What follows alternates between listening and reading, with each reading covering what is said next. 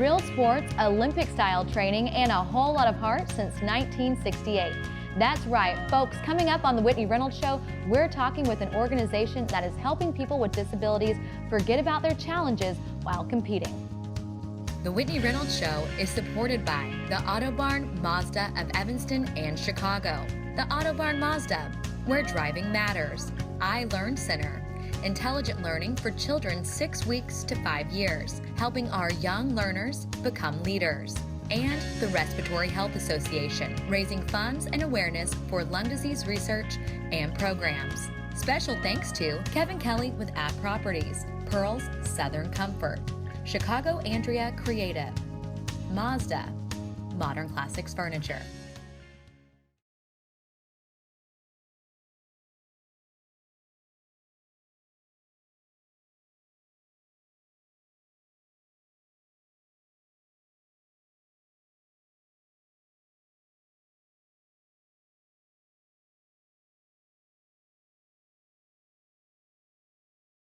For the past 48 years, athletes with disabilities have been able to experience sportsmanship in the spirit of competition while being valued and free of any labels that relate to their challenges. Today, we are looking at the organization that backs this movement and sitting down with folks behind it.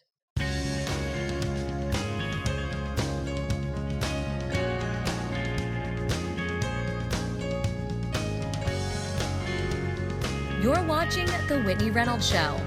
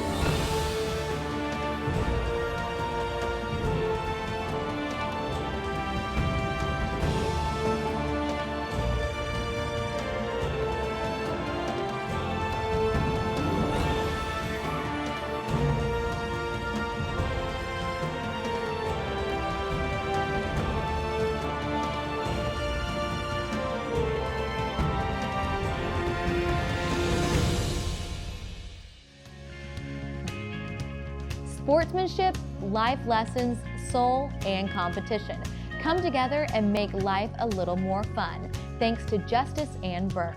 Today we talk with the woman who co-founded the national sporting event known as the Special Olympics. Justice Ann Burke, welcome to the show. Well, thank you. I'm thrilled to be here. So tell us about starting the Special Olympics. What was that like?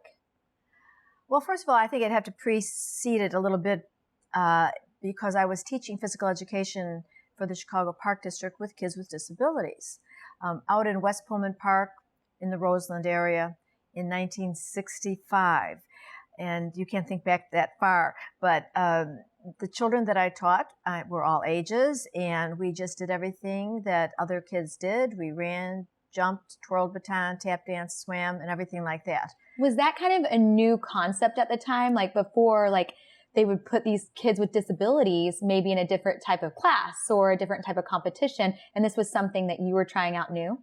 It was absolutely new because most of these individuals, children and adults, were in institutions or in the closet. They were called mentally retarded. And oftentimes when a baby was born, the doctor would say we should institutionalize the child. This is back in the early 60s, before there was special education, special recreation, anything. The fact that the Park District had a program for kids with disabilities was the only one in the country.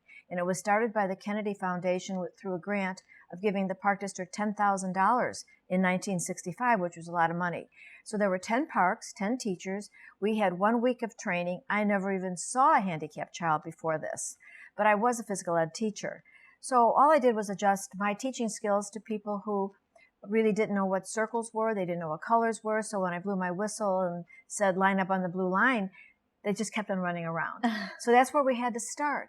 And the education process for not only the children, but the families and the community was huge. There was no reason why I couldn't teach what all kids learned with adjustments. So the supervisors of the park district, the president of the park district, came out to my park and saw what the kids could do. And he said, well, how many kids like this are in Chicago? And we had no idea at the time because parents really didn't tell anybody, or they weren't living with the parents. So I suggested, and he asked me, what would you do to publicize this? And I said, well, have a track meet. That's what everybody else does. That's what I did with my kids. And so I wrote to the Kennedy Foundation and asked for some money to put on a citywide track meet. And Mrs. Shriver invited me out to discuss it some more, out to Washington. And of course, I was awestruck. I was just, 20 years old at the time, so this was a big deal. I told her what I wanted to do, and she said, well, we can make this a national program, and I'll help you. So they gave the park district, she gave the park district $25,000, and the first games were in July of 1968. So this all started because you had this idea of like, why can't we try to make this as normal and start maybe a little differently, but start where all the kids start. Right. And that's just adjust your, and teachers do this every day. They adjust what they know that they want the child to learn, but gave individual instruction on how that child learned. Some were in wheelchairs, or some were in, we had arms that weren't really capable of holding a ball, but we figured it out. Yeah. And the kids want to be participating in competition. Right. And that was the whole goal, because they did have siblings and other kids that they knew. They wanted to participate in what all other kids did. So if they learned the skills, they could do that. What's phenomenal about this is I grew up in Oklahoma. The Special Olympics is there. Yes, of course. It's amazing because it is everywhere. And to think it started because of this idea with the park district. Mm-hmm. So you get the money and you start this one track meet. At this time, was it called the Special Olympics? It was the Chicago Special Olympics. The Chicago Special Olympics. Yep. And how many kids came out that first 1,000 from 26 states and Canada. Mrs. Shriver had some contacts in Canada, and we just went from there. But she knew around the country who was involved with people with disabilities. And so she put the arm on them, so to speak, made calls and said, would you please send some kids? And most of them were in institutions. So you stayed involved over all these years. Yes, I have. When was the biggest moment that you really saw the Special Olympics evolve? Was it that first year that you started it, or was it 10 years down the road? Actually, it was Shanghai. It seems strange, but once the games started and teachers started doing it, it became normal to me. But the impact of what it meant was in Shanghai to me, because now we're celebrating people with disabilities in places that one would never think to celebrate. And that's how I really feel it really opened up for myself. Now, for other people all along, it was, for parents, I think every day right now, to see a child jump when they didn't think they could jump, throw a ball when they didn't think they could throw a ball, is just spectacular. So it's happening 24/7 for the last 48 years. Are there any restrictions on what the kids can do? Are there age limits on the Special Olympics, or do you just let them really come out and have fun? They come out and have fun. They learn the skill. That's the nice part of it. They have a little training program, and we can get a lot of volunteers that way. And the kids improve. They know they're improving. So it's whatever they can do, and there's no real restrictions. And how did it grow so fast? Because I know that you said it started so long ago in your eyes, but in a way, to think how far it's come so quickly. Well, I think that's because of the charisma of Una Shriver, because she and her family have been great patriots of this persons with disabilities. I mean, Ted Kennedy introduced House Bill 1407 to make sure that special education in the country occurred for kids with disabilities. So it's it's been coming along all along. And universities and schools are training teachers all the time. So it was a natural progression. And I think having the Special Olympics at state by state, country by country, and the international program, it helps. It's word of mouth like anything else. How many people are involved today? Millions. Millions. Millions. And it's everywhere. Everywhere. 182 countries. Amazing. Amazing. Where would you like to see it go? I would like to see now the evolution of Special Olympics become a catalyst for long-term residential care for people with disabilities. If you had a child with a disability, you would be worried every single day, every single night, when I'm not here, what's going to happen to my child? And there's really no institutions available anymore. There's some private institutions, but they're cost prohibitive for the average person.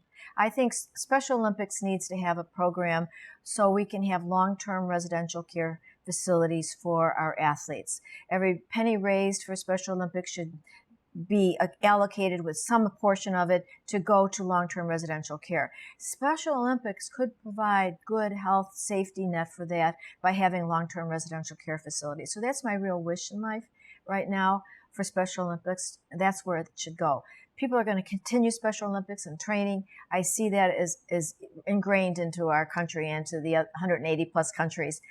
But we need to take care of our children when they become adults. That is such a good goal. Well, thank you so much for coming on and everything you've done for the Special Olympics. Well, thank you for inviting me.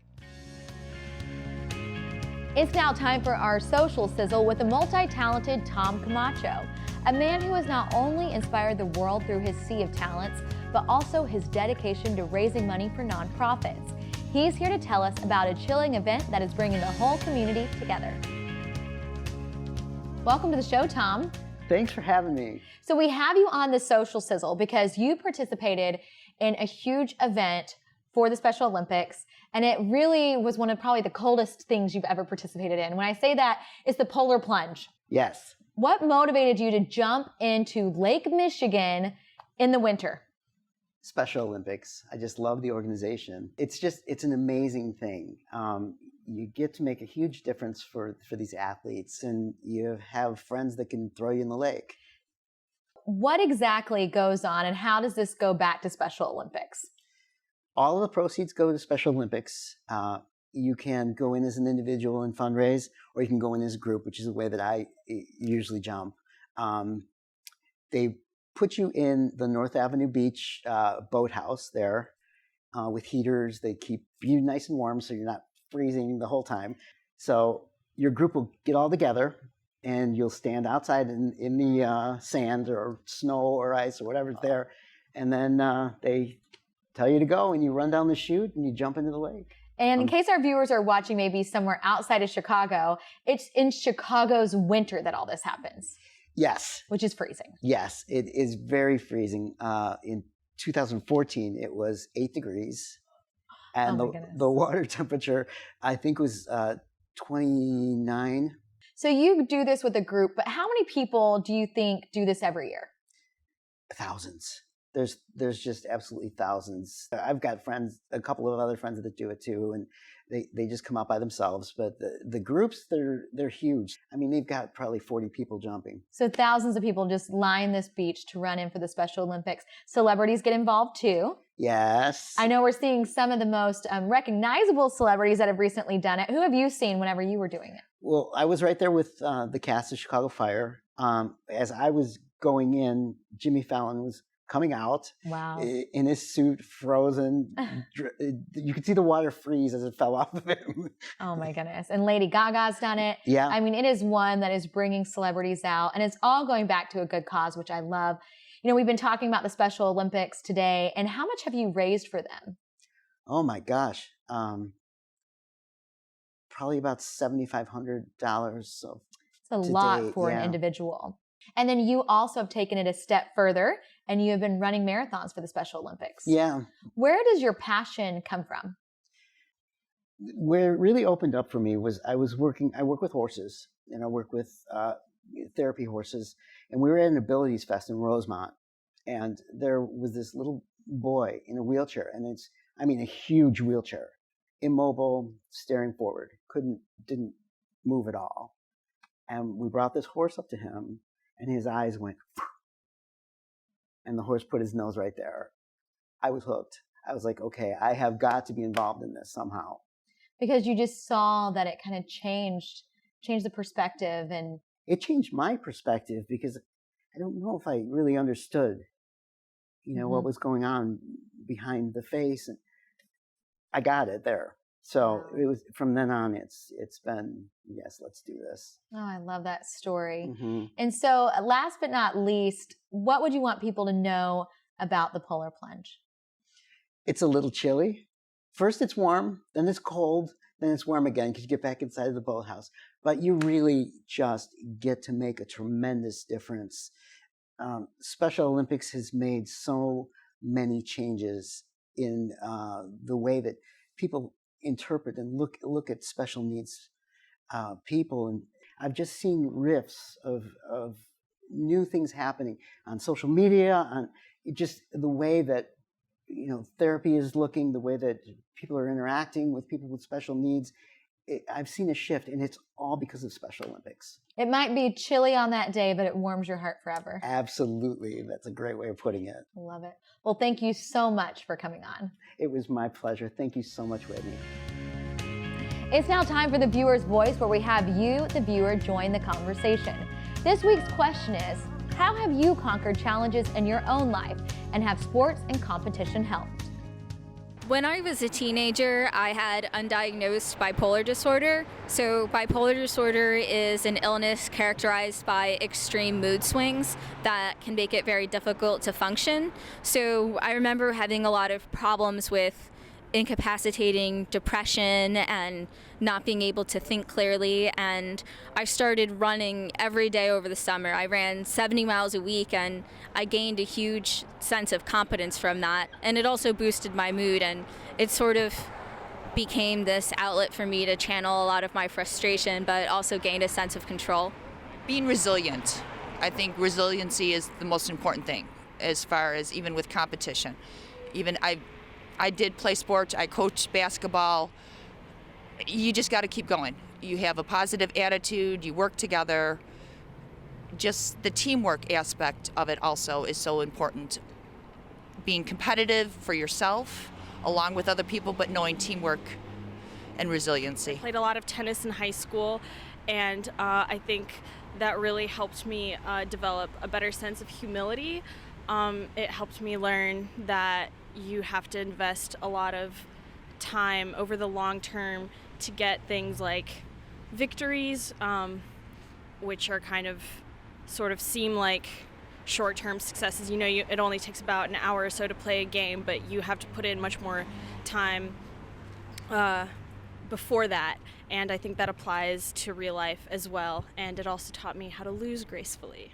I dance, so with my dancing, if I'm stressed, I kind of just close my bedroom door, put on music, and just kind of stretch. And also going to my dance studio just kind of relieves my stress and just helps me get back into focus and be like, it's okay if something bad happens, you just move on. It's a mistake that you'll learn from. I don't really do sports, but I know dancing definitely helps me through that. We actually do something called Morris dancing, which is a traditional English dance from around the time of the Renaissance. I've been doing that for 25 years.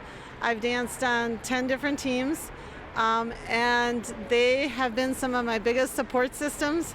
So I would say for challenges in my life, sports help dramatically. Me personally, I'm a sports fanatic, grew up playing sports my whole life. I think it changes you, makes you strive harder, make you do a little bit better. I admit, like anything else in life, everything's not for everybody. So you have to take on what's right for you and move forward with that. Yeah, sports and competition, they help you to kind of put things in perspective, to take things, and I would say, how do I deal with problems? I deal with problems one part at a time, deal with them, not look at the whole, not get scared by a problem, take the problem head on and just deal with it one part at a time. I come from a very difficult, complicated family, and I always use softball as an outlet to deal with my frustration and, the number of divorces that I've watched my parents go through. And sports has always been an outlet for me because I got to, work hard and sweat it out with my friends. There is much wonder to behold with the unique bond between a player and coach. Listen in as we talk with Special Olympic administrator and coach Mike Benavente and athlete Lewis Fisher on what it takes to make it to the games. Welcome to the show, you two. Thank you for having me. So Lewis, what is it like to participate in the Special Olympics? I like to run, basketball, football, volleyball tournament. So Coach Mike, you were actually Lewis's coach. How long have you been coaching him? I am the citywide administrator for the Special Olympics program, but I have the pleasure of coaching Lewis on a few travel trips. Most recently, we went to University of Maryland for flag football. Yeah, Wow, so you get to do a lot of traveling with the Special Olympics. it's fun. It is Well, fun. So, Coach Mike, tell us about what it is being a coach. It's great. I mean, it's an honor to be part of their maturing process, and even when they're adults, just to help provide that outlet for them. And Lewis, what is your favorite event that you participate in? Basketball. Basketball. What makes the competition so fun for you? What do you like to do? I like to favor my friends, play ball with my friends, talk to my friends, have fun. The Special Olympics, is it year round? Or is there one event? Like, how does it work for the community? A lot of people think that it's just track and field, but in Chicago, we have probably 2 or 3 events a month, minimum of 300 or so athletes at each event. Your favorite one is basketball. And what has the Special Olympics brought to you? A lot of exercise. I get to run, jump, do stuff. Do you look forward to the different events? Yes, I do. And you said you made a ton of friends through it all. Yeah, I did. What is one of your favorite moments, Coach Mike? Well, of course, the events themselves when the athletes are getting their awards. But as a coach, we always kind of look for those small teaching moments, waiting for a bus, just hanging out, waiting for lunch, things like that. All those little conversations, and of course, the gamesmanship during the games when the athletes are kind of talking smack to each other, right? Yeah. They talk smack to each other, huh? Yeah. Now, is there a winning team or? Absolutely, yeah. We division by ability to make sure it's a fair competition.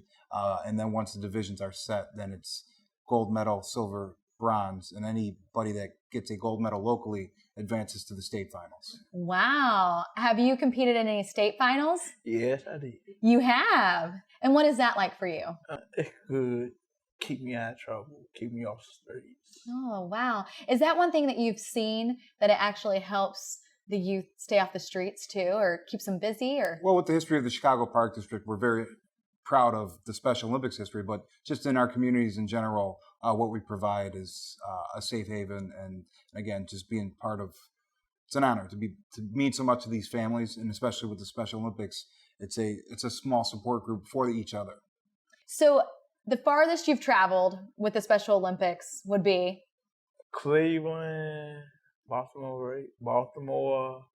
That is so exciting. Yeah. And what would you want people at home to know about the Special Olympics? It's not as difficult to get started. If you're not sure, give us a call. Of course, we're there to help support and get you going.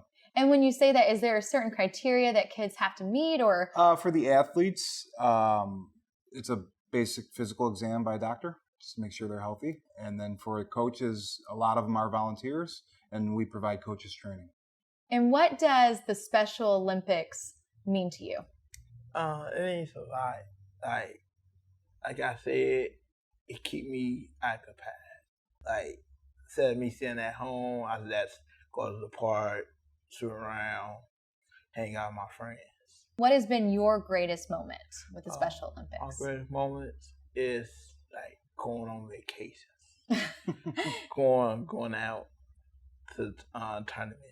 And how does that work for the participants? Do they do their own fundraising, or does the city do that? The citywide Special Olympics program here in Chicago is funded by Special Children's Charities. That is so neat. There are so many opportunities, more and more every day, and that's what Lewis is kind of talking about, is when we travel. We do it right, don't we? Yeah. So, Lewis, have you won any medals? Yes, I did. I won gold, bronze, silver, and red. And where do you stash all your medals? Like on my mirror. I hang them off on my wall. This is something you're really proud of. Mm-hmm. I'm proud of myself about that. And how can people get involved with the Special Olympics? Do you need volunteers? Do you need coaches? Like, how does that work? Reach out to us on our website, sochicago.org or chicagoparkdistrict.com, and find our program, and we're glad to help. And is there anything you want to leave our viewers with? You said this was one of your first TV appearances, so tell them what you want to tell them. Like my coach might say, look us up on the internet, come play with us, come have fun. Well, thank you both so much for coming on. You're welcome. We are one. Our guests today have shown us that the Special Olympics not only brings the community together, but also offers opportunity for athletes and volunteers to set aside their daily challenges that face us all.